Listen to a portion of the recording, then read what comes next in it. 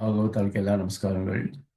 श्रीनिवासेति श्रेष्ठदयापात्रं गुणान्वितः कौशिकोऽनन्तरङ्गार्यश्चिनं विजेतां भुवि न्यस्तात्मीयभरं वरप्रदगुरौ वैराग्यभाग्योरधौ वेदान्तामृतसारमन्तमनघात् श्रीनिवासात् गुरोः श्रीशैलान्वयकौस्तुभस्य श्रेयोनिधे श्रीनिधेः वन्दे साधुकटाक्षकेणनिलयं श्रीकृष्णसद्देशिकम् श्रीवासरङ्गपरकालमुनित्रयाप्तलक्ष्मात्मरक्षणेति त्रैगागमान्तम् आचार्यभक्तिपरिपूतमनर्घशीलं गोपालदेशिकमुनिं गुरुमाश्रयामः। नारायणाख्येतिराजपदाब्जभृङ्गः श्रीवासयोगिगुरुणार्पितभारमीशे भक्त्यादिपूर्णवरदारिकृपात्तजिह्नं श्रीनिवासमुनिवर्यमहं प्रपद्ये। श्रीनारायणयोगीन्द्रवरदारिकृपाश्रयं रङ्गेशपादविनतं श्रीनिवासमुनिं भजे। श्रीमान् वेङ्कटनाथार्य कवितार्किककेसरी वेदान्ताचार्यवर्यो मे सन्निधत्तां सदा हृदि यो नित्यमच्युतपदां योग्मरुक्मं व्यामोहतस्तरितराणि दिनाय मेने अस्मद्गुरोर्भगवतोऽस्य देकसिन्धो रामानुजस्य चरणौ शरणं प्रपद्ये। गाहे आमुनं तीर्थं साधु वृन्दावने स्थितं निरस्तजिह्मगस्पर्शे यत्र कृष्णकृतादरः नाथेन मुनिनाथेन भवेयं नाथवानहं यस्य नैगमिकं गत्तत्वमस्तामलगतां गतं यस्य सारस्वरस्रोतो कुलामोदवासितं श्रुतीनां श्रमायालं शठारिं तमुपास्महे वन्दे वैकुण्ठसेनान्यं देवं सूत्रवती सखं यद्वयत्र शिखरस्पन्दे विश्वमेतद्व्यवस्थितं सह धर्मचरीं शौरेः सम्मन्त्रितजगद्धिताम् अनुग्रहमयीं वन्दे नित्यमज्ञातनिग्रहां कमप्याद्यं गुरुं वन्दे कमलागृहमेधिनं प्रवक्ता छन्दसां वक्ता पञ्चरात्रस्य स्वयं रामानुजदयापात्रं ज्ञानवैराग्यभूषणं श्रीमद्वेङ्कटनाथार्यं वन्दे वेदान्तदेशिकं ஷீரொன்னு திருவேங்கடமுடையான் பாரொன்னு சொன்ன பழமொழியுள்ளோரொன்னு தானே மையாதோ தாரணியில் வாழ்வார்க்கு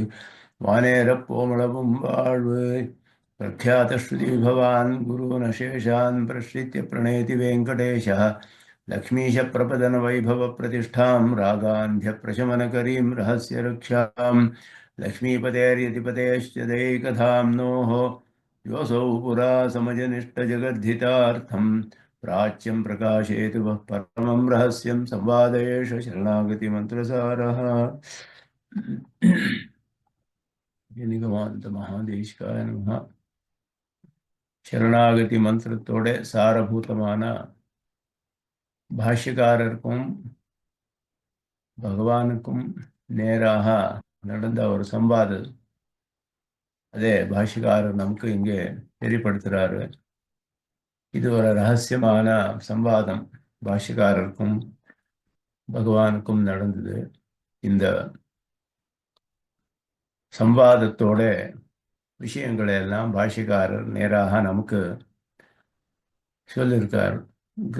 சரணாகதி கத்தியம் பிருத்து கத்தியம் அப்படின்னு சொல்லப்படக்கூடிய இந்த கிரந்தத்தில் அதை பற்றி பாய் சுவாமி தேசிகன் அதோட விசேஷமான அர்த்தங்கள் எல்லாம் இங்கே விவரணம் பண்ணுறார். இந்த இந்த விஷயம் நமக்கு தெரியறது பாஷ்யக்காரர் மூலமாக பாஷ்யக்காரருக்கு பகவான் நேராக சொல்லப்பட்ட விஷயம். பகவான் நேராக பாஷிக்காரோட சம்வாதம் பண்ணுறது அப்படின்றது தெரியறது நமக்கு இந்த கிரந்தத்தினாலே. அதை நமக்கு பாஷிக்காரர் சொல்லிருக்காரு இங்கே. அதில் கடைசி பாகத்தில் இருக்கும். அதில் ஒரு முக்கியமான சில விஷயங்கள் இந்த பாகத்தில் வருது. ஆத்தியாத்மிகாதி பௌதிகாதி தெய்வீக துக்க விக்ன கந்தரகிதா துவம் द्वयम् अर्थानुसन्धानेन सह सदा एवं वक्ता यावत् शरीरपातम् अत्रैव ஸ்ரீரங்கே சுகமாஸ்வா. எந்த விதமான துக்கங்களும் இனிமே அதோட கந்தமும் கூட இருக்காது. அதுக்கு வரக்கூடிய விக்னங்கள் துக்கம் அதெல்லாம் அதோட கந்தமும் இல்லாத நீ துவயமந்திரத்தை அர்த்தத்தோட அர்த்தானுசந்தானேன சக அர்த்தானுசந்தானபூர்வகமாக துவயமந்திரத்தை எப்பவுமே உச்சாரணம் பண்ணிண்டு சரீரபாதத்தை வரைக்கும் இங்கேயே ஸ்ரீரங்கத்தில் சுகமாக இரு அப்படின்னு பகவான் சொன்னது பாஷிக்காரர் சொல்றார், பகவான் இப்படி சொன்னார் அப்படின்னுட்டு நமக்கு. அதனால எப்பவுமே பகவானை சிந்தனை பண்ணணும்ன்றதுக்கு விசேஷமான அர்த்தம் சுவாமி தேசிகன் தெரியப்படுத்தினார். அது பிரமாணங்கள்ல தெரியுது. என் முகூர்த்தம் க்ஷணம் வாபி வாசுதேவோ ந சிந்தியதே சா ஹானிஹி தன்மஹச்சித்ரம் சா அசாந்திஹி அப்படின்னுட்டு சொல்லப்படுறது.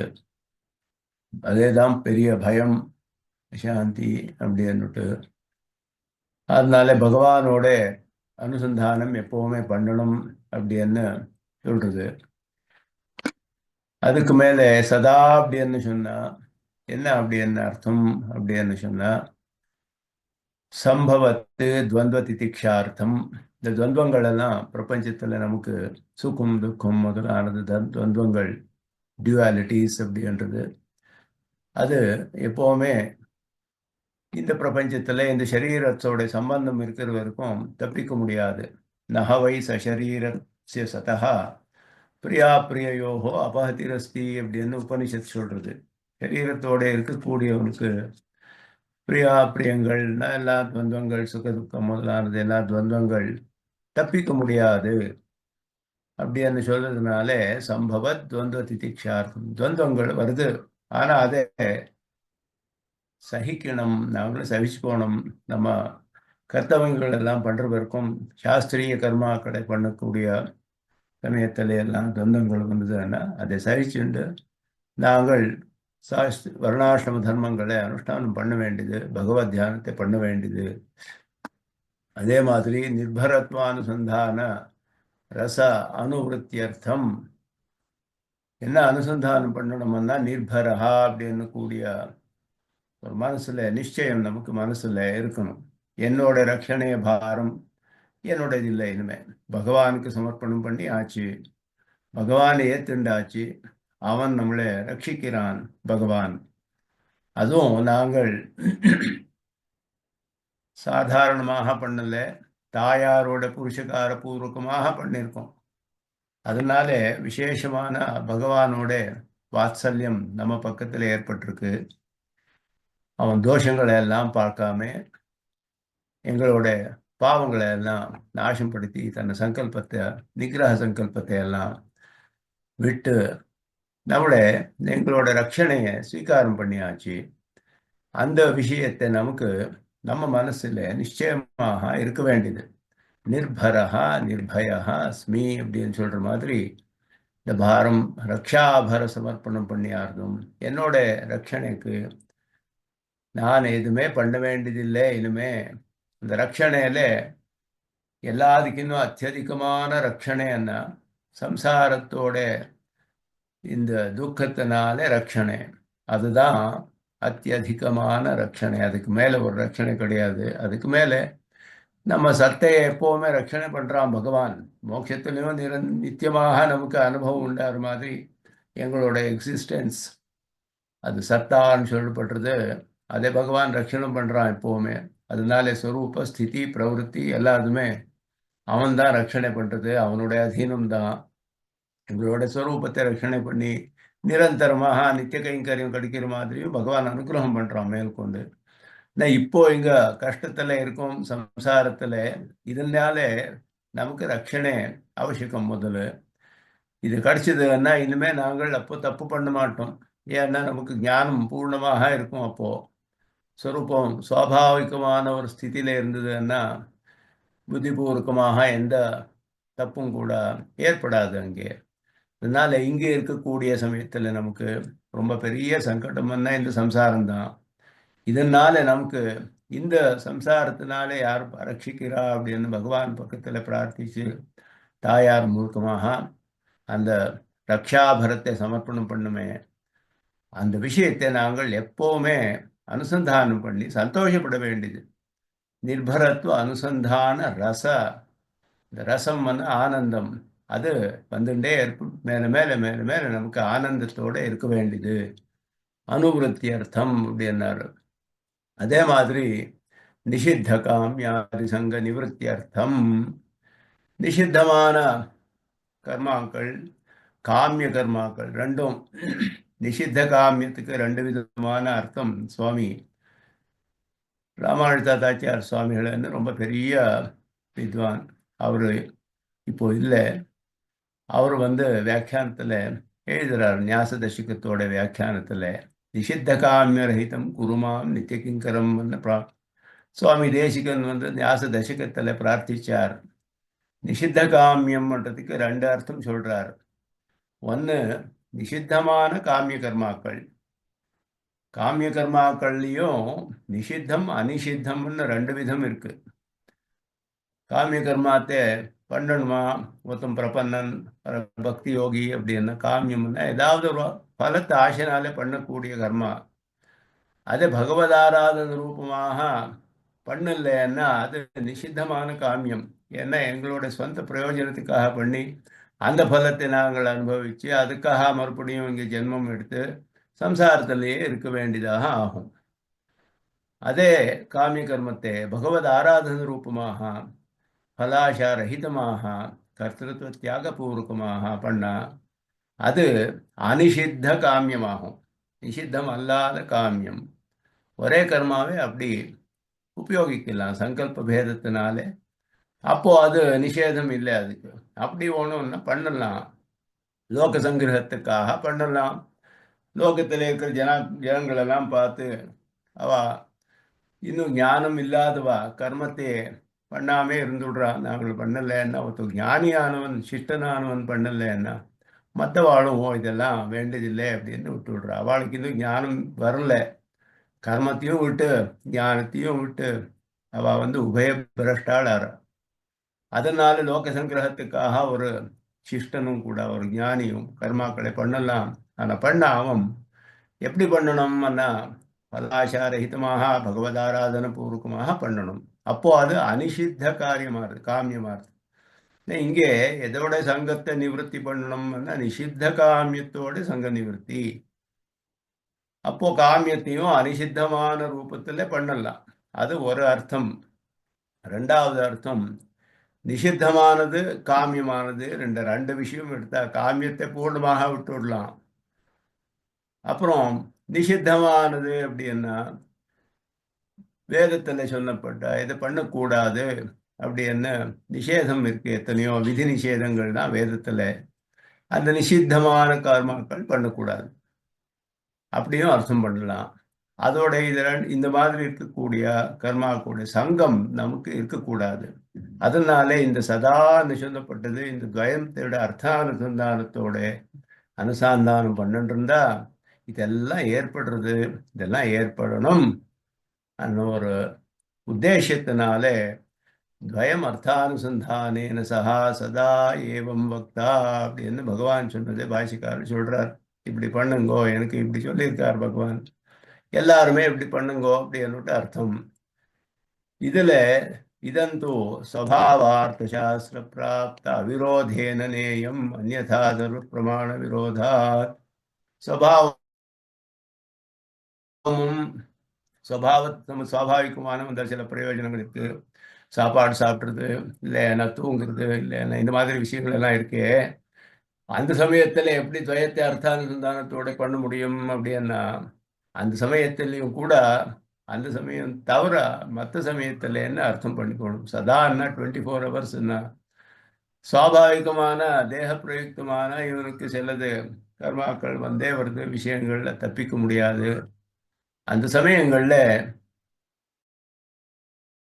தவிர மற்ற சமயங்கள்ல அப்படின்னு இல்லைன்னா பிரமாணத்துக்கு விரோதம். அந்த சமயத்திலையும் இப்போ சந்தியாவந்தனம் பண்ணணும் அப்படின்னா சந்தியாவந்தனம் பண்ணணுமே. சந்தியாவந்தனம் பண்ண சமயத்திலையும் சந்தியாவந்தத்தை விட்டு துவயத்தையே சொல்லிட்டு உக்காடுறேன் நான் அப்படின்னு சொன்னால் தப்பு. ஏன்னா அது சாஸ்திரத்தில் விகிதமான கர்மா, அது பண்ணணும். சந்தியாவந்தனம் பண்ணிச்சு அந்தந்த மந்திரங்களை சொல்லி அந்தந்த எது அனுஷ்டானம் எப்படி சொல்லியிருக்கோ அப்படி பண்ண வேண்டியது. அப்போ அந்த சந்தியாவந்தனத்தையும் தியாகம் பண்ணி நான் துவயத்தையே சொல்லிட்டு இருக்கேன் சதா அப்படின்னு நானே சொல்லியிருக்காரு அப்படின்னா பிரமாணத்துக்கு விரோதமா இருந்தப்போ. அதனால சாஸ்திர பிராப்தமானத்துக்கு விருத்தம் இல்லாத மாதிரி இந்த அனுசந்தானம் பண்ணணும். அதே மாதிரி சுவாவத்துக்கு இந்த தேக சம்பந்தத்தோடு அதனால வரக்கூடிய சுவாபாவிகமான சில விஷயங்கள் எது இருக்கோ அதுக்கும் விரோதம் இல்லாத மாதிரி சதா அப்படின்றதுக்கு இந்த மாதிரி அர்த்தத்தை நிச்சயம் பண்ணணும். சுவாமி தேசிகன் ரொம்ப பிராக்டிக்கலா சொல்றார் நமக்கு.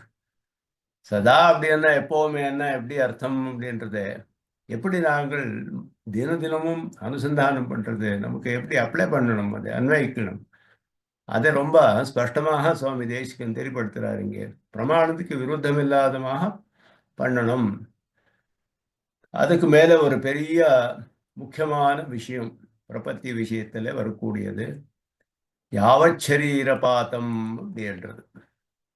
யாவச்சரீரபாதம், சரீரத்தோட சரீரம் முடிகிற வரைக்கும் அப்படின்னார். சரீரம் முடிகிற வரைக்கும் இதுக்கு என்ன அர்த்தம் அப்படின்னா, சாஸ்திரம் சொல்றது சாந்தோக்கியத்துல சத்வித்யா பிரகரணத்துல தஸ்ய தாவதேவ சிரம் யாவன்ன விமோக்ஷே அத சம்பத்ஸ்யே, யாவத்து ந விமோக்ஷியதே அப்படின்னு அதுக்கு அர்த்தம். தஸ்ய தாவதேவ சிரம், சிரம் டிலே அப்படின்னு விளம்பம் அப்படின்னு அர்த்தம். எது வரைக்கும் இவனுக்கு கர்மபந்தத்தினால மோட்சம் இல்லையோ, பிரகிருதி சம்பந்தத்தினால மோட்சம் இல்லையோ, அது வரைக்கும் தான் விளம்பம். அது போச்சுன்னா, அந்த மோட்சம் ஆச்சுன்னா பிரகிருதி சம்பந்தத்தினால கர்மத்தினால வரக்கூடிய பிரகிருதி சம்பந்தத்தினால இவனுக்கு மோட்சம் கிடைச்சதுன்னா அவனுக்கு பரமபதத்துக்கு போறான், பிராப்தியாருது. அது வரைக்கும் தான் இவனுக்கு டிலே, சிரம்னா விளம்பம். தஸ்ய தாவதேவ, அது வரைக்கும் மாத்திரமே விளம்பம். யாவத்து ந விமோக்ஷி அத சம்பத்ஸ்யே, அதார்த்தம் இஷ்டப்பிராப்தி உண்டாடுறது அவனுக்கு. சம்பத்ஸ்யதே அப்படின்னு. பிராரப்த மாத்திரம் புக்வாத்திர தத்துவவித் சுகமாப்னுயாத். பிராரப்தத்தை மாத்திரமே அனுபவிக்கணும் அப்படின்னு சொல்லி ஒரு ஞானியானவன் பக்தியோகி விஷயம் பிராரப்த கர்மாவை அனுபவிக்கணும் அவன். அவ்வளவுதான். அதார்த்தம் அவனுக்கு பரமபத பிராப்தி, மோட்ச பிராப்தி அப்படின்னு பிரமாணம் சொல்றது. பிராரப்தமேவ போக்தவ்யம் கர்ம பிரம்மவிதாம் அப்படி, பிரம்மவித்துகளும் கூட பிராரப்த கர்மாவை அனுபவிக்காம இருக்க முடியாது. ஏன்னா பிராரப்தம் பிரகர்ஷேன ஆரப்தம், பலம் கொடுக்கறதுக்கு ஆரம்பிச்சுட்டு இருக்கு இந்த கர்மாக்கள். அதை யாரும் தப்பிக்க முடியாது. பகவானும் தப்பிக்க மாட்டான். ஏன்னா பலம் கொடுக்க ஆரம்பிச்சு கொடுத்து அதெல்லாம் பக்குவமாயிடுத்து கர்மாக்கள். அதனால அந்த பலம் வந்துட்டு இருக்கு. அந்த பிராரப்த கர்மான்றது இப்போ இருக்கக்கூடிய சரீரம்.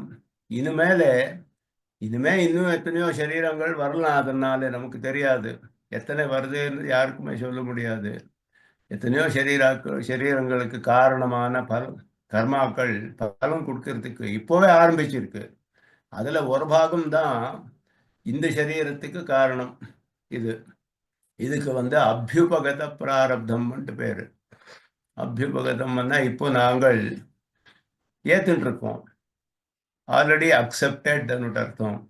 இந்த சரீரத்துக்கு காரணமான பிராரப்த கர்மத்தோட பலம் இந்த சரீரம் வந்துடுத்து, இதை அனுபவிச்சுட்டு இருக்கோம் இப்போ. இதுக்கு மேலேயும் அனபியுபகதமான பிராரப்த கர்மம் இன்னும் இருக்கு. இன்னும் நாங்கள் அதை அனுபவிக்க ஆரம்பிக்கல. ஆனா அந்த கர்மம் பலம் கொடுக்கறதுக்கு ஆரம்பிச்சு விடுது. அதை யாரும் தடுக்க முடியாது. அந்த மாதிரி எத்தனையோ கர்மாக்கள் இன்னும் இருக்கு. அடுத்த எத்தனையோ ஜென்மாக்கள் வரலாம் நமக்கு. அதனால அந்த மாதிரி பிராரப்த கர்மத்திலையும் ரெண்டு பாகம் இருக்கு, அபியுபகதம் அனபியுபகதம். அதை பூர்ணமாக அனுபவிச்சுதான் முடிக்கணும் மோட்சம். அப்புறம் தான் அவனுக்கு பரமபத பிராப்தி. ஒரு பிரம்மவித்துக்கும் கூட அப்படிதான் பரம் பிரமாணம் சொல்றது. பிராரப்தமேவ போக்தவ்யம். சஞ்சித கர்மாக்கள் எல்லாம் போயிடுறது, அவனுக்கு வராது, இன்னுமே அவனுக்கு பலம் கொடுக்காது. ஆனா பிராரப்தத்தை தப்பிக்க முடியாது, அனுபவிக்கணும். பிரம்மசூத்திரத்துல பாதராயணர் அதே அவரும் கூட நிச்சயம் பண்ணி சொல்றார். அனாரப்த காரியே பூர்வே தது அவதேஹே. எத்தனை வரைக்கும் இவனுக்கு அவதி அப்படின்னா டைம் லிமிட், மோட்சம் கிடைக்கிறதுக்கு எத்தனை இவனுக்கு என்ன டைம் லிமிட், அவதி என்ன அப்படின்னா அனாரப்த காரியே ஏவா. பிராரப்தம் பலம் கொடுக்கறதுக்கு ஆரம்பம் இல்லாதது நாசமாயிடுறது பூர்வம். அது ஆர்த்தம். பிராரப்த கர்மம் அனுபவிக்கிற வரைக்கும் இவனுக்கு டிலே, அது வரைக்கும் விளம்பம் அப்படி என்ன சொல்றது. அனாரப்த காரியம் மாத்திரமே முடியுது இவனுக்கு. பக்தி யோகம் ஆரம்பிச்சப்போ அதெல்லாம் நாசமாயிடுறது. ஆனா ஆரப்த காரியமானது அனுபவிக்கணும். இதெல்லாம் ஸ்பஷ்டமாக பிரமாணங்கள் சொல்றது. இது தர்ஷிதா பிரக்ராந்த கர்ம பலபோகோபி பிரக்ராந்த கர்ம பலபோகம் ஆரம்பிச்சிருக்கு கர்மங்கள் பலம் கொடுக்கறதுக்கு. அதோட அனுபவம் கூட பிரபன்னஸ்யா இங்கேதான் பக்தி யோகிக்கும் பிரபன்னனுக்கும் இருக்கக்கூடிய விசேஷத்தை காமிக்கிறார். யதாபிலாஷம் அவனோட இஷ்டத்துக்கு அனுகுணமாக பிரபத்தி உற்பத்தி ஷரீராவதிஹி அபிப்பிராயம். ரொம்ப ஸ்பஷ்டமாக பிரதானமான விஷயம் இது. சுவாமி தேசிகன் எத்தனை ஸ்பஷ்டமாக சொல்றார். பிரபத்தி உற்பத்தி ஷரீர அவதி, இதுதான் ரொம்ப முக்கியமான விஷயம். பிரபத்திக்கும் பக்தி யோகத்துக்கும் இருக்கக்கூடிய வித்தியாசம். பக்தி யோகிக்கு பக்தி யோகம் ஆரம்பிச்ச சரீரம் அல்லாமல் இன்னும் எத்தனையோ ஜென்மாக்கள் வரலாம் அவனுக்கு. ஒரு ஜென்மத்துல பக்தி யோகம் ஆரம்பிச்சா அதுக்கு மேலே இப்போ ஜடவர்தனுக்கு ஒரு ஜிங்கையோட மான் சரீரம் வந்தது, அந்த ஜென்மம் அப்புறம் பிராமணன் ஆனான். இதெல்லாம் பிரமாணத்துல தெரியுது. அதனால பக்தி யோகம் எப்போ ஆரம்பிச்சான், எப்போவோ ஆரம்பிச்சிருக்கிறான். சபரி கோபிகள் இவெல்லாம் அப்படிதான் சாஸ்திரியமான விஷயத்துல நிரூபணம் பண்ணிச்சு. சுவாமி தேசிகன் இதெல்லாம் நிஷ்கிருஷ்டமாக நிர்தாரம் பண்றார். சபரிக்கு எப்படி மோட்சம் கிடைச்சது? சாஸ்திராதிகாரமே இல்லையே, பக்தி யோகம் எப்படி பண்ண முடியும்? கோபிகள் எப்படி பண்ணா அப்படின்னா, அவ எல்லாம் பக்தி யோகம் ஆரம்பிச்ச ஜென்மத்துல அதிகாரம் இருந்தது. அப்புறம் எத்தனையோ ஜென்மாக்கள் வருது. இது அவளுக்கெல்லாம் கடைசிய ஜென்மம் பிராரப்த கர்மத்துல அதுல மோட்சம் கிடைக்கிறது. அவளுக்கு ஆரம்பம் பண்ண சமயத்துல அதிகாரம் இருக்கணும். அப்புறம் எந்த ஜென்மா வருது யாரும் சொல்ல முடியாது. அதனால மோட்சம் அதே சரீரத்துல வருதுன்னு சொல்ல முடியாது. பக்தி யோகம் எந்த ஜென்மாத்துல எந்த சரீரம் இருக்குச்சு ஆரம்பிக்கிறானோ ஒருத்தன், அதே சரீரத்தை இருக்குச்சு, அந்த சரீரம் போச்சியே நாசமாச்சியே, மோட்சம் கிடைக்கிறது பக்தி யோகி விஷயத்துல சொல்ல முடியாது. ஆனா பிரபத்தி விஷயத்துல வேற சொல்றாரு. பிரபன்னனுக்கு பிரபத்தி உற்பத்தி சரீர அவதிஹி. பிரபத்தி எப்போ இவன் பண்றானோ அந்த சரீரத்தோட அவசானமே அவனுக்கு மோட்சம் ஸ்பஷ்டமாக சொல்றார். யதாபிலாஷம் அப்படி என்ன ஏன் சொல்றார்? இஷ்டத்துக்கு அனுகுணமாக. அதுதான் ஒரு பிரபன்னன் இஷ்டப்படுறான். இன்னொரு ஜென்மம் எனக்கு வேண்டியதில்லை. அப்படி யாருக்கு விளம்பத்தை சகிக்க முடியாதோ அவன்தான் பிரபத்திக்கு அதிகாரி. இல்லை, நான் எத்தனை வேணும்னாலும் சரீரம் எடுத்துக்கிறேன், பகவானை அனுபவிச்சுட்டு இருக்கிறேன், நான் இன்னும் எத்தனையோ ஜென்மாக்கள் பக்தியோகம் பண்ணி தியானம் பண்ணி சந்தோஷமாக பகவானோட தியானம் பண்ணிட்டு எத்தனை ஜென்மா வேணும்னாலும் அந்த சக்தி இருக்கு, எனக்கு ஞானமும் இருக்கு, நான் அதை பண்றேன் அப்படி என்ன ஒருத்தன் இருந்தான்னா, அதுல அவனுக்கு ஆசை இருந்ததுன்னா பக்தியோகம் பண்ணலாம். எனக்கு சாஸ்திர அதிகாரம் இருக்கு, சக்தியும் இருக்கு, ஞானமும் இருக்கு, எனக்கு பகவத் அனுபவம் இங்கேயே ரொம்ப காலம் பண்ணணும், அநேக காலம் ஆசை இருக்கு, அதனால நான் பக்தி யோகம் பண்றேன், என்ன பண்ணலாம். ஆனா யாருக்கு சாஸ்திரத்தை அதிகாரம் இல்லாம இருக்கலாம், ஞானம் இல்லாம இருக்கலாம், சக்தி இல்லாம இருக்கலாம், இது மூணும் இருந்தும் கூட இன்னொரு ஜென்மம் வேண்டாம் அப்படின்னு கூடிய புத்தி யாருக்கு இருக்கோ அவன் பிரபத்திக்கு அதிகாரி. இது மூணுல எதுவுமே இல்லைன்னாலும் பிரபத்திக்கு அதிகாரி. அதனால இவனுக்கு பிரபத்தி எந்த சரீரத்துல பண்றானோ அந்த சரீராவசானத்திலேயே மோட்சம். யாவத் சரீரபாதம் ரொம்ப ஸ்பஷ்டமாக சொல்றார். பிரபத்தி உற்பத்தி சரீராவதிஹி. இதுக்கு மேல ஸ்பஷ்டமாக யாரும் சொல்ல முடியாது. பிரபத்தி விஷயத்துல இத்தனை ஸ்பஷ்டமாக சுவாமி தேசிகன் சொல்றார். அதோட விசேஷம் பக்தி யோகத்துக்கும் இதுக்கும். அதுக்கு மேல ஆர்த்தி தாரதமியாத் அத்திரத்திய ஸ்திதி தாரதமியம் அப்படின்னார். ஆர்த்தி என்ன தீவிரமான ஒரு ஆசை, பகவானையே அடையணும், பகவானே அடையணும், பகவானே அடையணும் கூடிய ஒரு தீவிரமான ஆசை, அத்தியந்தமான ஒரு ஆசை ஒருத்தனுக்கு இருக்கும்.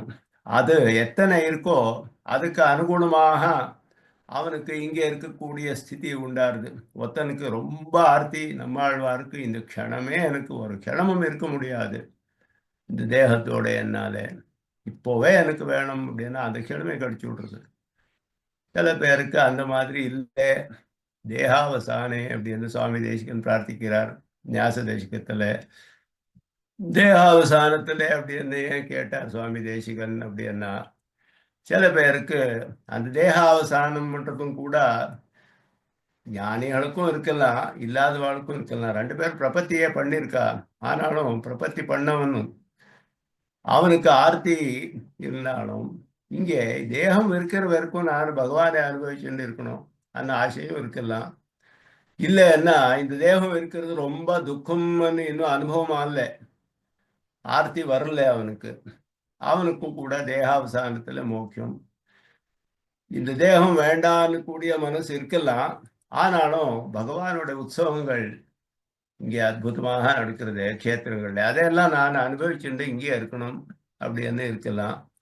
இந்த தேகம் பரவாயில்லை, தேகாவசானத்து வரைக்கும் இங்கே அனுபவிச்சுட்டு அப்புறம் நான் மோட்சத்துக்கு போறேன் அப்படியும் இருக்கலாம். இதெல்லாமே சாத்தியம் அப்படின்னு சொல்றார். இந்த ஆர்த்தி தாரதமியம், இவனுக்கு எத்தனை ஆர்த்தி இருக்கோ அதுக்கு அனுகுணமாக இங்க ஸ்திதி உண்டாடுறவனுக்கு அப்படின்னு சொல்லப்படுறது. அதனால யாவச்சரீர பாதம்ன்றது பிரபத்தி விஷயத்துல ரொம்ப பிரதானமான சப்தம். இங்கே பகவான் சொன்ன பகவானோட ஆஸ்வாசனை பாஷ்யக்காரருக்கு அவர் நேராக நமக்கு சொல்லிட்டு இருக்கார். பகவான் எனக்கு சொல்லியாச்சு இது இந்த மாதிரி அப்படின்னு. இந்த இதான் ரகசியமான அர்த்தம் அப்படின்னு சொல்லப்படுறது. அதனால இது ரகசிய ரக்ஷான்னு பேர் இதுக்கு. சுவாமி தேசிகனோட வியாக்கியானம் இங்கே ரகசிய ரக்ஷான்னு பேரு இதுக்கு, ரகசியமான அர்த்தம். இதெல்லாமே பாஷிக்காரர் ஸ்ரீபாஷ்யத்திலேயோ வேதார்த்த சங்கிரகத்திலேயோ கீதா பாஷ்யத்திலேயோ சொல்லல. மோட்சத்துக்காக நேர பிரபத்தி என்ன விஷயத்துல அங்கு சொல்லல, பிரபத்தியோட வைபவம் சொல்லியிருக்கார். பிரபத்தி எத்தனை பிரதானம் எல்லாருக்குமே, பக்தி யோகிக்கும் ரொம்ப முக்கியமானது பிரபத்தி. பண்ணலன்னா கர்மயோகமே ஆரம்பிக்க முடியாது, ஞான யோகம் ஆரம்பிக்க முடியாது, பக்தி யோகமே ஆரம்பிக்க முடியாது. ஆரம்பிச்சாலும் அது முடிக்கிறதுக்கு எத்தனையோ பிரதிபந்தங்கள் இருந்தா பிரபத்தி பண்ணணும். அதனாலே மற்ற அதிகாரிக்கும் கூட மோட்சத்துக்காக உபாயம் பண்றவனுக்கு பிரபத்தி ரொம்ப முக்கியம். ஆனா அது அங்கமாக பண்றான். பிரபத்தியே மோட்சத்துக்கு உபயோகிக்கல அவன், பக்தி யோகத்தை மோட்சத்துக்கு உபயோகிச்சான்.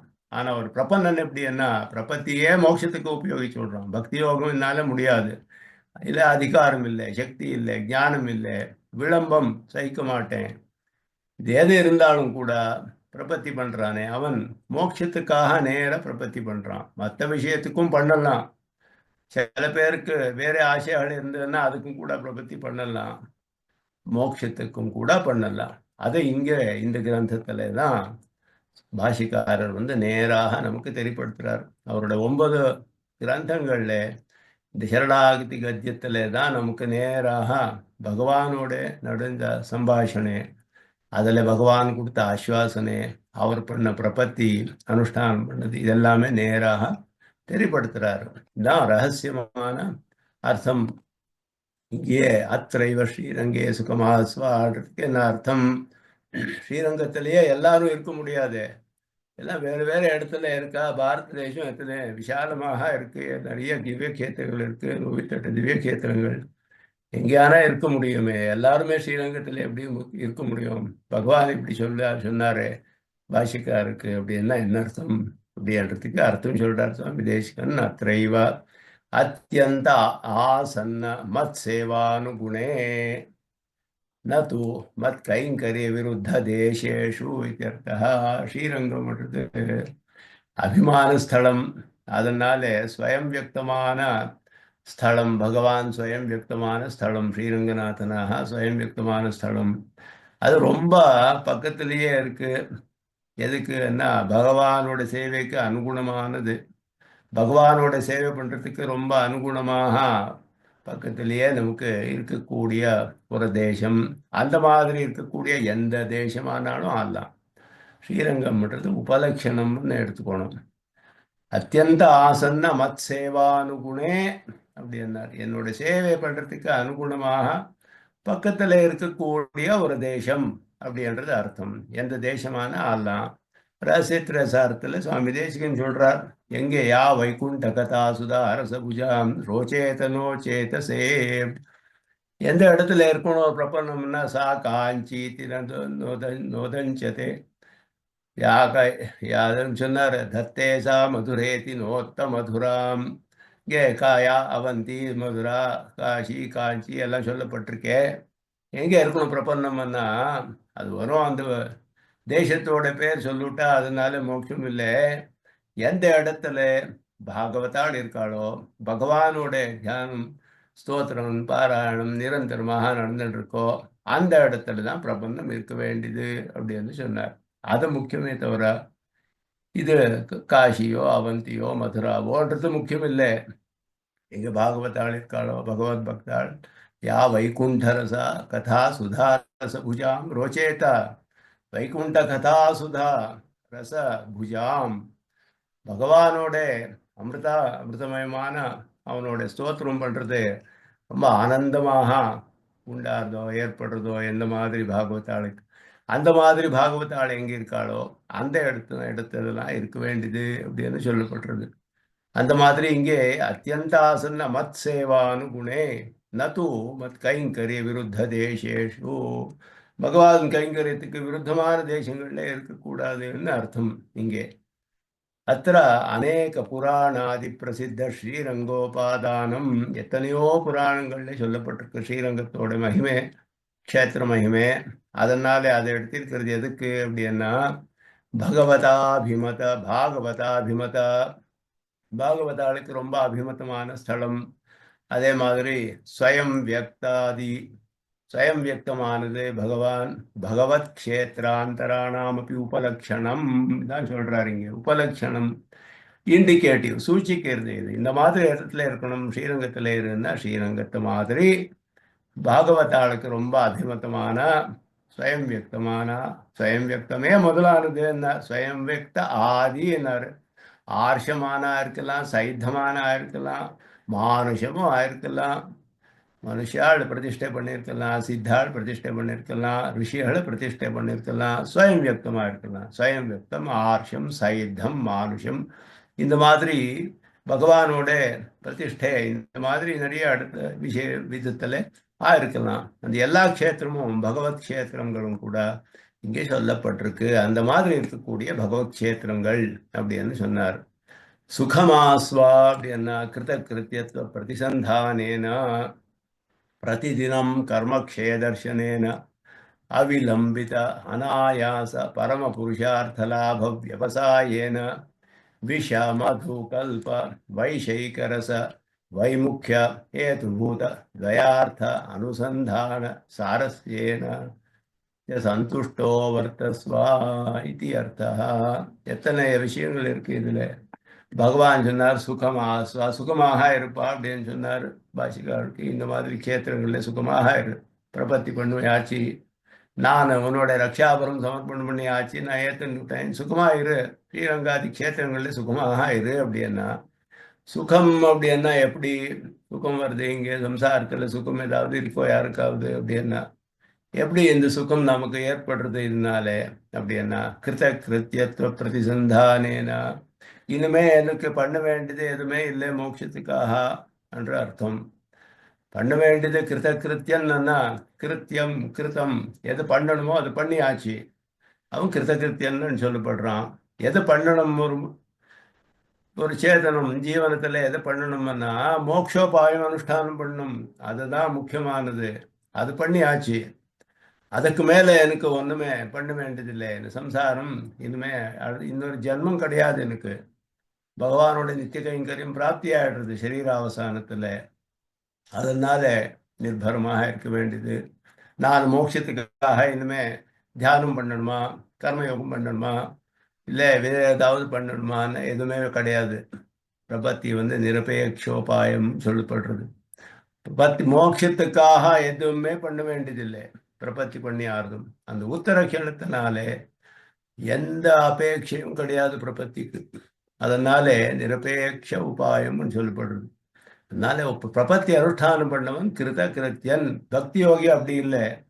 இன்னைக்கு பக்தி யோகி ஆரம்பிச்சா நாளைக்கும் பண்ணணுமா அண்ணா நாளைக்கும் பண்ணணும். எல்லா வர்ணாசிரம தர்மங்களும் ஒரு வைக்கல்யமும் இல்லாம பண்ணணும். பிரதி நாளும் பண்ணணும். ஆயுசு இருக்கிற வரைக்கும் பண்ணணும். இனிமே எத்தனையோ ஜென்மம் வந்து அத்தனை ஜென்மாக்களையும் பண்ணணும். அவனுக்கு அத்தனை பலம் வர்றதுக்கு அத்தனை சமயம் மாறுது. பிரதி நாளும் அபேட்சை இருக்கு. பக்தி யோகத்துக்கு அங்கங்களோட அபேட்சை அகரஹா அனுஷ்டியமான பிரதி நாளும் பண்ண வேண்டியது. பிரபத்திக்கு அந்த மாதிரி கிடையாது. ஒரு க்ஷண கர்த்தவியம் பண்ணு கொடுத்தேன்னா பிரபத்தி மோட்சத்துக்காக பண்ண வேண்டியதில்லை. மற்ற எதுக்காக பண்ணணும் அப்படின்னா கிருத்தியன் சந்தியாவந்தம் பண்ணணுமா எல்லாம் பிரச்சனை கேட்குறா. இப்போ நிறைய பேர் இந்த மாதிரி ஆராதனம் பண்ணணுமா காலக்ஷேபம் பண்ணணுமா இதெல்லாம் எதுக்காக பண்ணணும் பிரபண்ணம் அப்படின்னா மோட்சத்துக்காக பண்ண வேண்டியதில்லை. தன்னோட ஸ்வரூபத்தோட விஸ்வாசபூர்வகமாக ரட்சிக்கிறதுக்காக பண்ணணும். அவன் ஸ்வரூப ஞானம் பூர்ணமாக பண்ண வேண்டியது, பூர்ணம் பண்ணிக்கணும். ரெண்டாவது சரீர சம்பந்தம் இருக்கிறவருக்கும் நித்திய கர்மாக்கள் விட முடியாது. பிரத்யவாயும் வருது இல்லைன்னா சந்தியாவந்தம் பண்ணலன்னா பிரத்யவாயும் வருது. பகவானோட சிக்ஷை அனுபவிக்கணும். சிக்ஷை கொடுத்து திருத்தி ஸ்வீகாரம் பண்றான். பகவான் திருத்தி பண்ணிக்கொள்வான். இவனை சுத்தி பண்ணி இவனுக்கு இந்த தேகாவசானத்துல மோட்சம் கட்டாயமாக வருது. அதுக்குள்ளேயே எல்லா சிக்ஷையும் கொடுத்துடுறான் பகவான். பண்ண தப்புகளுக்கெல்லாம் சிக்கி கொடுத்துடுறான். ஆனா அதனால மோட்சத்துக்கு அடி கிடையாது. மோட்சம் இவனுக்கு தப்பிக்க முடியாது. பண்ணி வந்தாச்சு அவனுக்கு பகவானோட இது. மோட்சத்துக்காக பண்ண வேண்டியதில்லை. தேக சம்பந்தம் இருக்கிற வரைக்கும் அண்ணாசிரம தர்மம் போகாது. பண்ணிதான் ஆகணும். விகிதமானது சாஸ்திரத்துல. ரெண்டாவது ஸ்வயம் பிரயோஜனமாக பகவானோட பிரீத்திக்காக கைங்கரியங்களை பண்ணணும். பகவத் பாகவத கைங்கரியங்கள் பண்ணணும். தன்ன ஸ்வரூப நிஷ்டை உபாய நிஷ்டை புருஷார்த்த நிஷ்டை இதெல்லாம் ஸ்திரமாக இருக்கணும். மோட்சம் பண்ணியாச்சு இனிமே ஒன்றும் பண்ண வேண்டியதில்லை என்ற மனசுல விசுவாசம் நிற்கணுமே, அதுக்காக பண்ணணும். புருஷார்த்தம் எனக்கு கட்டாயமாக கிடைக்கிறது அந்த விசுவாசம் இருக்கணும், அதுக்காக பண்ண வேண்டியது. காலக்ஷேபாதிகள் பண்ணலன்னா ஏதோ ஒரு கஷ்டம் வந்ததுன்னா வேற ஏதோ தேவதாந்தரத்தை போய் ஆசிரியிக்கிறோம். ஐயோ இப்படி வந்து விடுத்தே எனக்கு மோட்சம் வருதோ இல்லையோன்னு சந்தேகம் வரலாம். இதெல்லாம் வராமல் இருக்கிறதுக்காக பண்ண வேண்டியது. நம்ம ஞானத்தை பூர்ணமாக பண்ணிக்கணும். ஞானம் பக்தி எப்பவுமே வளருண்டு சேர்ந்து தான் போகிறது. ரெண்டுமே ஒன்றை விட்டு ஒன்று இருக்காது. ஞானம் இல்லாத வரும் பக்தியே பண்ணுறேன்னா முடியாது. ஞானமும் இருக்கணும், அதோட பக்தி அதிகமாகுது. பக்தி வந்ததுன்னா ஞானம், இது ரெண்டும் துணையாக போகிறது. அது ரெண்டையும் பிரார்த்திக்கணும் எப்பவுமே. அதனால கிருதகிருத்தியத்துவ பிரதிசந்தானம் அதை அனுசந்தானம் பண்ணணுமே. அது பிரதிதினம் கர்ம க்ஷய தர்ஷனேனா ஒரு நாளும் கர்மம் க்ஷீணமாயின்னு இருக்கு. மோட்சம் கிட்டா வந்துடுத்துன்னு சந்தோஷப்பட வேண்டியது. அதனால சுகம் ஏற்படுறது. ஒரு நாள் கம்மியாச்சு பிராரப்த கர்மாவில். தேகாவசானம் பக்கத்திலேயே வந்துட்டு இருக்கு. அந்த சந்தோஷம் இருக்கணும் இவனுக்கு. அதை பார்த்தது என்ன, அதை நினைச்சுன்றது என்ன.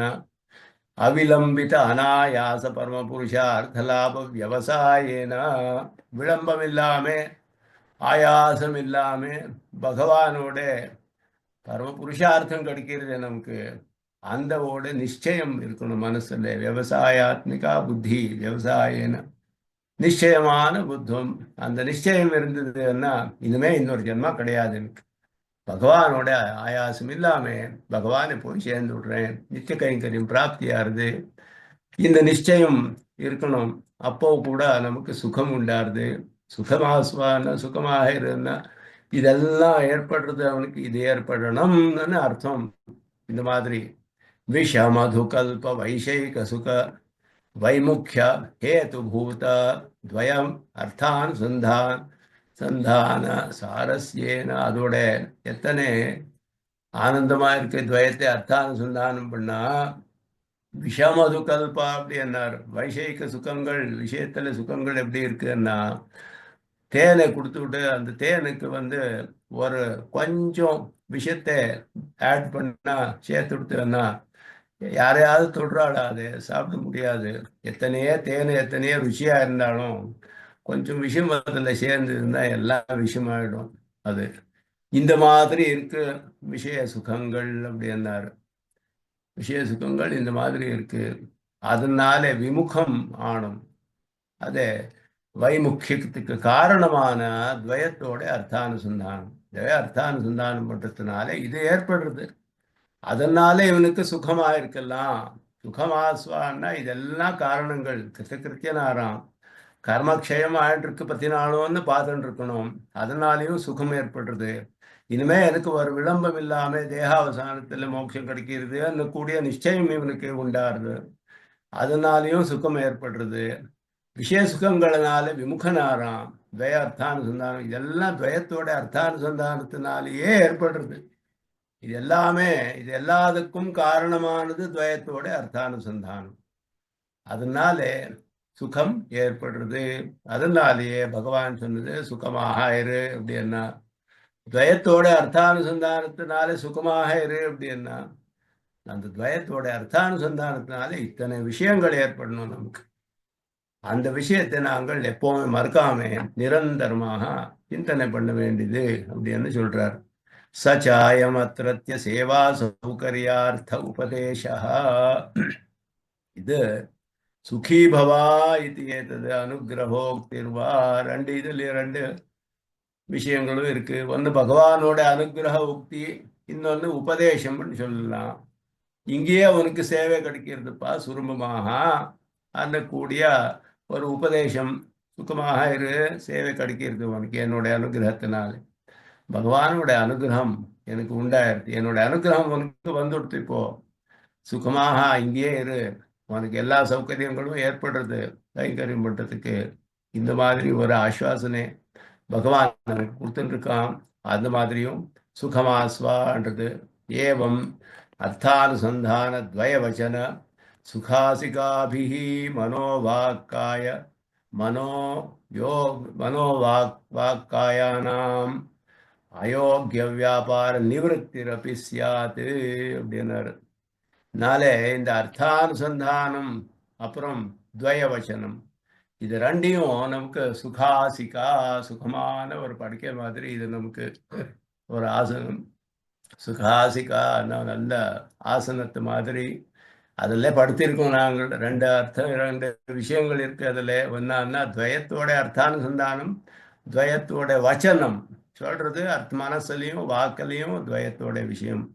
மனசுல அர்த்தத்தை அனுசந்தானம் பண்றது, வாக்கால துவயத்தை சொல்றது. இது ஒரு சுகமான ஆசிக்கை, நமக்கு ஒரு சுகமான படுக்கை மாதிரி.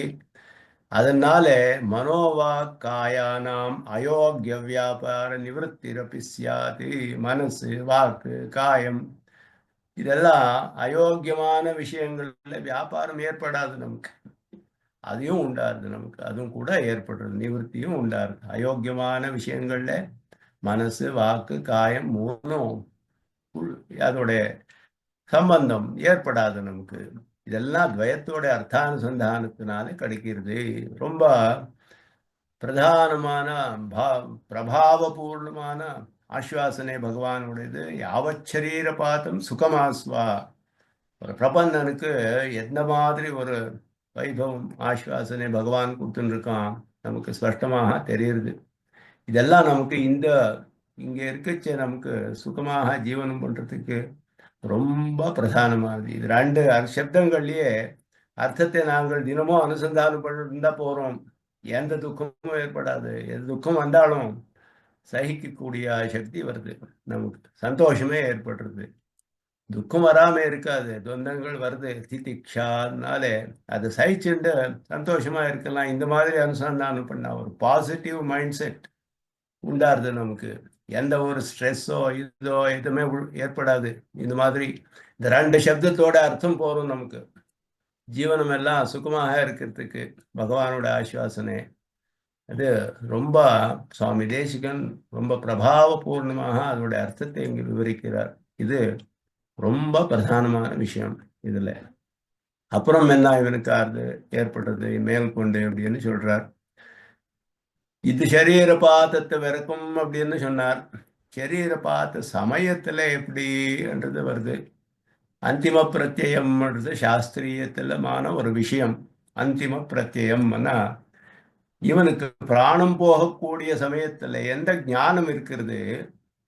இந்த கர்மயோக, ஞான யோகம், பக்தி யோகம் பண்றவா அந்த அதிகாரிகளுக்கு இது ரொம்ப முக்கியமானதுன்னு சொல்லப்பட்டிருக்கு. கேவல மோட்சத்துக்கு பண்றதுக்கு மாத்திரம் இல்லை பக்தி யோகத்தை. ஆர்த்தா ஜிக்ஞாசு அர்த்தார்த்தி அவளுக்கும் ரொம்ப அவசியக்கும் அந்திம பிரத்யம்னு சொல்லப்பட்டிருக்கு. அந்திம பிரத்யம் எல்லாருக்கும் விகிதமா இருக்கு, சாஸ்திரத்துல விதிக்கப்பட்டிருக்கு. இந்த மாதிரி தான் நீ பிராணம் விடணும், இல்லைன்னா அவனுக்கு கிடைக்காது சித்தி அப்படின்னு சொல்லியிருக்கு பகவத்கீதையில ரொம்ப ஸ்பஷ்டமாக. கிருஷ்ணர் சொல்றார் அர்ஜுனனுக்கு உபதேசம் பண்ணுச்சு, ஒரு ஆர்த்தனானவன் எப்படி அந்திம பிரத்யம் இருக்கணும், அர்த்தார்த்திக்கு எப்படி இருக்கணும், ஞானிக்கு எப்படி இருக்கணும், இவாளுக்கெல்லாம் அந்திம பிரத்யம் பிராணம் போகக்கூடிய சமயத்துல எந்த மாதிரி ஞானம் இருக்கணும் அவனுக்குன்னு சொல்றார் கிருஷ்ணர். அர்ஜுனர் அது பிரச்சனை ரொம்ப பயமாயிடுத்து அர்ஜுனருக்கு. என்ன பிராணம் போற சமயத்துல எப்படி இதெல்லாம் முடியும் எனக்கு அப்படின்னு கேட்கிறார் கிருஷ்ணனே. அர்ஜுனன் கேட்டப்போ சொல்றா கிருஷ்ணன், தினமும் இப்படி பண்ணிட்டு இருந்தா பிராணம் போற சமயத்திலையும் அது ஏற்படுறது அவனுக்கு. எப்பவுமே இத அனுசந்தானம் பண்ணிட்டு இருந்தாதான் பிராணம் போற சமயத்திலையும் அதே தியானம் வருது அவனுக்கு. திடீர்னு ஒரு நாள் அது வராது. எங்க வருது நமக்கு? ஒரு க்ஷணம் ஏதாவது மறந்து விட்டு வந்து பண்ணலைன்னா அடுத்த க்ஷணம் மறந்து போறது நமக்கு. ஒரு க்ஷணத்திலேயே இப்படி யாருது பிராணம் போற சமயத்துல நமக்கு எப்படி இருக்கணும்னா காஷ்ட பாஷாட சந்நிபம் அப்படின்னு சொன்னார். ஒரு கட்டியோ ஒரு குச்சி ஒரு கல்லோ அந்த மாதிரி இருக்கிறோம் பிராணம் போற சமயத்துல. அங்கே எப்படி நமக்கு இதெல்லாம் வருது அப்படின்னு அர்ஜுனன் கேட்டா, எப்பவுமே அதே தியானம் பண்ணிருந்தா அப்பவும் வருது அப்படின்னா. ஆனா ஒரு பக்தி யோகி இல்ல, அவனுக்கு பக்தி யோகம் பண்றவன் எந்த பதத்துக்கே பண்ணட்டும், அர்த்தத்துக்காக பணத்துக்காக பண்ணட்டும், எதுக்காக பண்ணட்டும், மோட்சத்துக்காக பண்ணட்டும், அந்திம பிரத்யம்ன்றது விகிதமா இருக்கு அவளுக்கு. விதி பண்ணிதான் ஆகணும், இல்லைன்னா பலன் கிடைக்காது அவளுக்கு. அதனாலதான் ஜடபர்த்தனுக்கு மானோட சரீரம் வந்து கொடுத்து. ஏன்னா அவன் பக்தி யோகியா இருந்தாலும் அந்திம பிரத்யம் போயிடுது அவனுக்கு. அந்திம பிரத்யத்துல ஒரு மானோட தியானம் வந்து கொடுத்து அவனுக்கு, அந்த சரீரமே வந்து கொடுத்து. இதெல்லாம் ரொம்ப அபாயகரமானது பிரபந்தனுக்கு. எப்படி அப்படின்னா ஒரு பிரச்சனை வருது. பகவான் ஒரு ஆசுவாசனை கொடுத்தான், நீ எந்தமே அந்திய பிரத்யமே வேண்டியதில்லை அவனுக்கு, அந்திம பிரத்யமே வேண்டியதில்லை, நானே அவனுக்கு உண்டு பண்றேன், ஏற்படுறது என்னோட அனுகிரகத்தினாலே தானாகவே ஏற்படுறது அவனுக்கு அந்திம பிரத்யம். பிரபத்தியோட வைபவம் அத்தியுதமான சாஸ்திரத்துல சொல்லப்பட்டிருக்கு. வராகச்சர்ம ஸ்லோகம் கூடிய பகவானோட வச்சனம். அதை இங்கே பகவான் நேராக பாஷ்யக்காரருக்கு சொன்னது. அது சொல்றார் பாஷ்யக்காரன் நமக்கு. ஷரீரபாத்து சமயே தூ, ஷரீரபாத்து சமயத்துல கேவலம் மதீயா ஏவ தயையா, அங்கேயும் அப்படிதான். ஒரு க்ஷணமும் பகவானோட தயை இல்லைன்னா எதுவுமே ஏற்படாது நமக்கு, எதுவுமே சாத்தியம் இல்லை. ஒரு க்ஷணத்துலையும் பகவானோட தயை பகவானோட தயை அதுதான் நமக்கு எல்லா காரியத்தையும் பண்ணி வைக்கிறது. கேவலம் மதியையா தயையா ஏவா, மற்றவாழ எல்லா தயை வந்ததுன்னா பிரயோஜனம் இல்லை, பகவானோட தயை வரணும். மதியையா ஏவான்னா என்னோட தயை, யாரோ தயையில வந்ததுன்னா வந்து பிரயோஜனம் இல்லை. அதி பிரபுத்தா, ஞானம் நன்னா பூர்ணமாக ஞானம் இருக்கிறது அவனுக்கு. மாமேவ அவலோகையன்னு, என்னையே பார்த்துட்டு இருப்பேன் நீ. அப்ரச்சுத பூர்வ சம்ஸ்கார மனோரதா, பூர்வ சம்ஸ்காரம் இல்லை எதுவுமே அவனுக்கு நாசமாகாம அப்படியே இருக்கும் அவனுக்கு. ஜீர்ணமிவ வஸ்திரம் சுகே நைமாம் பிரகிருதிம் ஸ்தூல சூக்ஷ்ம ரூபாம் விசிருஜ்ய, ஒரு பழைய துணி எடுத்து நாங்கள் ஏறிடுமே அந்த மாதிரி எடுத்து போடுற மாதிரி, ஜீர்ணமிவ வஸ்திரம், ஒரு கிழிஞ்சு போன பழசான துணியை எப்படி பதிலாகிக்கிறோமோ அது எத்தனை அதை நாங்கள் தூக்கி எறிகிற போகிற சமயத்தில் நமக்கு ஒரு துக்கமும் ஏற்படாது. ஏன்னா ஏற்கனவே கீழ்ச்சி போயிருக்கு, பழசாயிட்டிருக்கு, யாருக்கும் அதனால துக்கம் இல்லை, அது பதிலாக இருக்குச்சு, சேஞ்ச் பண்ணுறோம். அதை we throw it without any discretion. நமக்கு ஒரு கஷ்டமும் ஏற்படாது. அது அது தியாகம் பண்ணுச்சே கஷ்டம் ஏற்படாது. நல்ல புது வஸ்து கொடுக்கணும் அப்படின்னா அப்போ துக்கமா இல்லாம், ஐயோ இது இத்தனை நல்லா ஷர்ட் கொடுத்து விட்றேனே அப்படின்னு மனசுல வரலாம் ஒரு துணி. ஜீரணமான வஸ்திரத்தை கொடுக்கச்சே ஒரு துக்கமும் இல்லை, சுகமாக கொடுக்குறோம், சந்தோஷமாக. அந்த மாதிரி ஜீரணமிவ வஸ்திரம் சுகே நைமாம் பிரகிருதிம், பிரகிருதியே ஸ்தூலம் சூக்ஷ்ம ரூபாம் விசிருஜ்ய, ரெண்டு ரூபத்துல இருக்கு பிரகிருதி. சூக்ஷ்ம ரூபத்தும் முதல்ல போகணும். சரீரம் இங்க இருக்கிறது. அந்த சூக்ஷ்ம ரூபம் போனாலும் ஸ்தூல ரூபம் போகணும் முதல்ல. ஸ்தூல ரூபம் இந்த தேகத்தினால உத்கிராந்தியானப்போ போயிடுறது.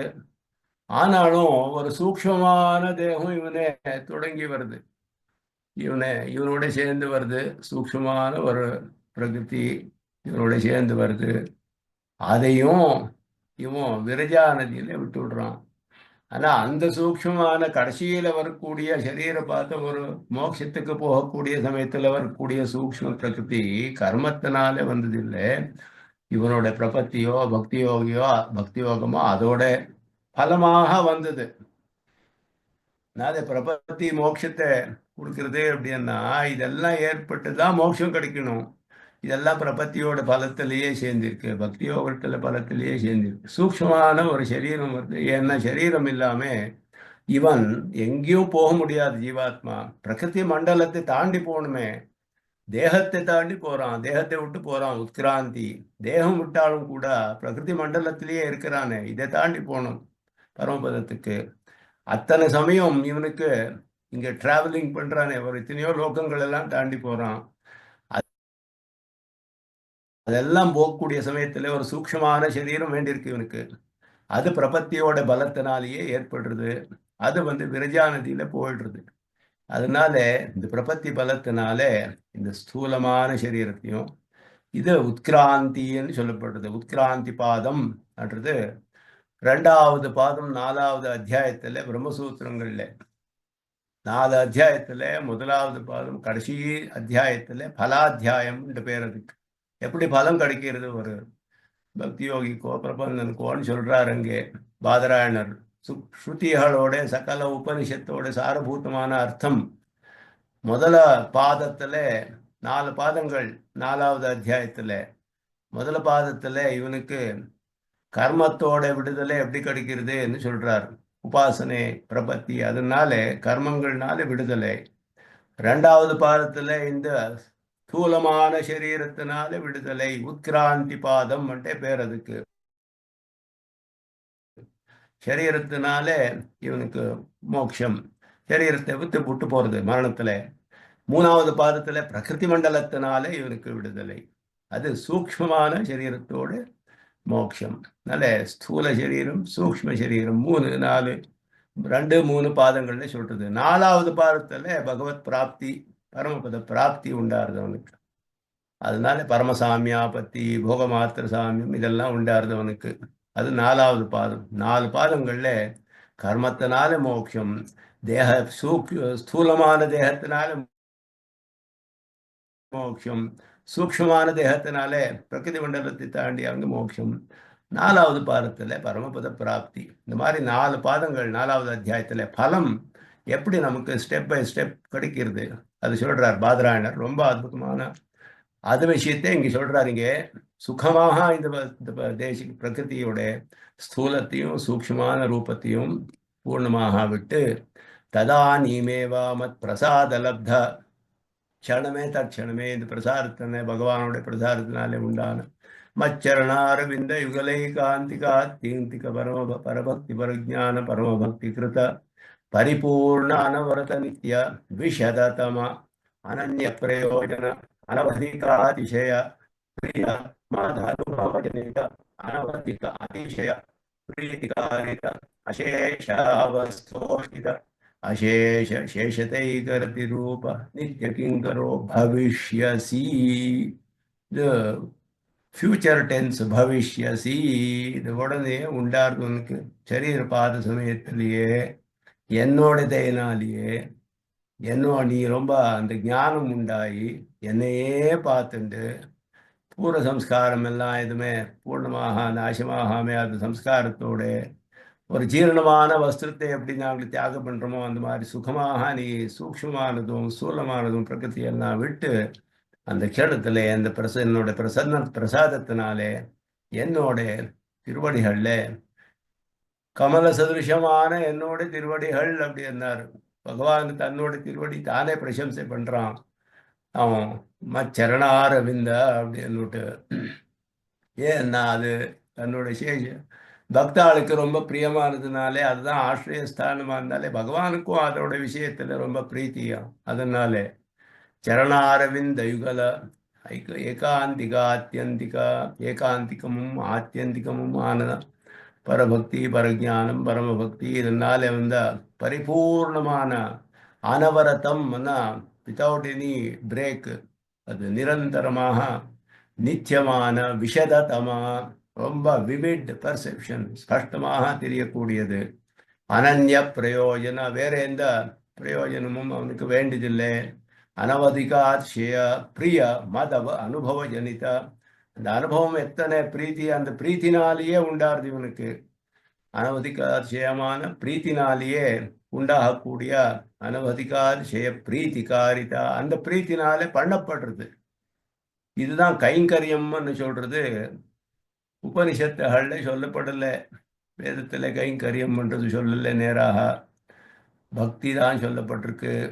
ஆனா ஆழ்வாருடைய பாஷணங்கள்லையும் அதே மாதிரி கத்தியத்துல பாஷிக்காரர் சொல்றார் கைங்கரியம்ன்றது ஏற்படுறது அந்த பிரீத்தியோட பரிவாகம் கைங்கரி ரூபத்துல பரிணாமமாச்சு. அத்தியந்த பிரீத்தி இருந்ததுன்னா நாங்கள் ஆட்டோமேட்டிக்கா நமக்கு தெரியாமலே எல்லா விதமான உபச்சாரங்களும் பண்றோம். ஒரு விஷயத்துல யாரோ நமக்கு ரொம்ப பிரியமான பந்துகளோ இல்லை ஸ்நேகிதாளோ இல்லை யாரன்னா ஆத்துக்கு வந்தான்னா அந்த பிரீத்தினாலேயே நாங்கள் தானாகவே எல்லா விதமான உபச்சாரம் பண்றோம் அவளுக்கு.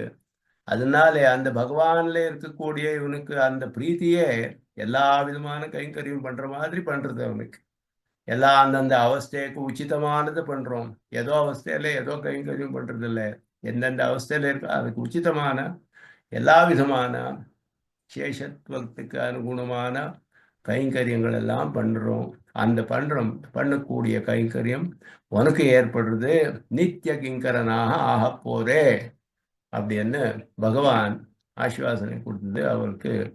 பாஷகாரருக்கு சொன்ன விஷயம் நேராக அதை சுவாமி தேசிகன் விவரிக்கிறார். அது இன்னும் இருக்கு கடைசியில இந்த பாகம் இன்னும் ஒரு 2 கிளாஸ்ல இது அனுசந்தானம் முடியுது. ஆனா இது ரொம்ப பிரதானமான விஷயங்கள் இங்கே சொல்லப்படுது. பிரபத்தி விஷயத்துல எத்தனையோ சந்தேகங்கள் நிறைய பேருக்கு இன்னும் இருக்கு. அந்த சந்தேகங்கள் எல்லாம் நிவாரணம் பண்ணக்கூடிய பாகங்கள் இதுல சுவாமி தேசிகன் பாஷிகாரோட வாக்கியத்துல பகவானோட சம்பாஷணத்தினாலே உண்டான பாஷிகாரோட வாக்கியத்துல நமக்கு ரொம்ப ஸ்பஷ்டப்படுத்துறாரு. அதை கொஞ்சம் நிதானமா அனுசந்தானம் பண்ணா நமக்கு ரொம்ப பிரயோஜனம் ஒரு திருஷ்டினாலே கொஞ்சம் இதை நிதானமா இன்னொரு 2 கிளாஸ் ஆடலாம். அதுல முடிக்க போறது இதோட இன்னைக்கு இங்கே எடுத்துக்கோனே. பாகவத ஆளுக்கெல்லாம் நமஸ்காரம் தெரியப்படுத்தி கவிதா சிம்ஹாய் கல்யாண முடிச்சாலே தேசாய் வேதாந்த குரவே நமஹ. நித்யமச்சுதபதாம்புஜயுக்மருக்மவ்யாமோஹதஸ்தரிதராணி நாயமே ஸ்மృతిரோ भगवतोऽस्य देकसिन्धो रामानुजस्य शरणं प्रपद्ये. नमः हिन्दे निर्मान्तमहादेशाय नमः. ओम श्री कृष्ण।